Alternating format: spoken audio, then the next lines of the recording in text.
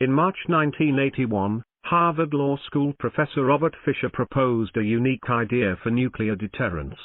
In the U.S., the launch codes required to fire a nuclear weapon are stored in a briefcase carried by a young officer who follows the president wherever he goes. Fisher suggested that instead, these codes be enclosed in a tiny capsule and surgically implanted near the heart of a volunteer. That volunteer would then follow the president in a similar fashion as the gent with the briefcase. Only he or she would be carrying a heavy butcher knife. If the president ever decided to fire the nuke, the only way to do so would be to kill the volunteer and rip them apart with his bare hands. The rationale here is simple: firing a modern-day nuclear weapon, regardless of circumstances, is guaranteed to kill countless innocent people. So, if Mr. President would like to indulge this bloodlust, he should first look one person in the eye and realize what death looks like. Innocent death. Spill blood on the White House carpet and bring home the reality he'd like to inflict overseas. Why do those in power need so many privileges? Professor Fisher recalled responses from friends at the Pentagon: "My God, that's terrible. He might never push the button." That's the point. I'd like to think human beings are not apathetic by nature. Far too often, cruelty is a byproduct of distance from the consequences of one's choices, from the reality of its victims. Since moving to Islamabad earlier this year, I've thought of this story often. Partly because of distance, it's often said that this city exists 10 miles outside of Pakistan, and partly because of its consequences, it's a pretty-looking cesspool of inequality. This isn't a critique of the city, which is of course, quite lovely.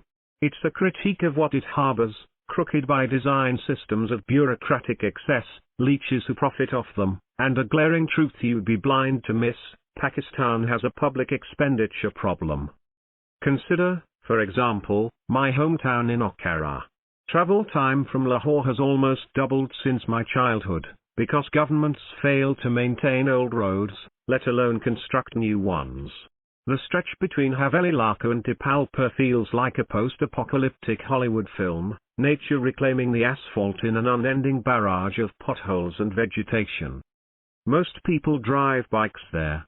When an elderly laborer breaks his back each morning just to commute, the pain of every bump felt on that road is a sin by the state, an embodiment of its failures. And I wonder, if the ruling elite of the Twin Cities had to look that laborer in the eye as they did so, would they still accept allotments of plots in their favor worth billions at the state's expense? Would they drive around in government SUVs burning taxpayer-funded fuel to get from the soccer home to the golf club? Would the absence of distance make a dent on their apathy? The plots regularly doled out for fractions of market price are massive, their size surpassed only by the sheer stupidity that goes into deciding who gets them. It seems to be a relic of colonialism, the idea that a sahib's seniority means the state owes him financial reward for being so wonderful. This is antithetical to every progressive nation on the planet, which for some odd reason seem to prefer directing their resources to the folks with less of them to begin with. The loss to the exchequer from a handful of these plot allotments would have been enough to build Okara's roads several times over, or develop an even more deserving locality, bringing countless rural Pakistanis closer to a dignified quality of life. But failure on that front doesn't negate success at others. After the invention of cricket, Pakistan has once again managed to defeat an old colonizer at its own game. According to the Ministry of Transport, the British government owns and allocates a grand total of 45 vehicles across all its departments. The province of Sindh alone uses 25,000. Take that, losers. In an economy on the brink, nobody seems to address the elephant in the room: why do those in power need so many privileges? Leaders love shifting the burden onto taxpayers, because it's awfully convenient.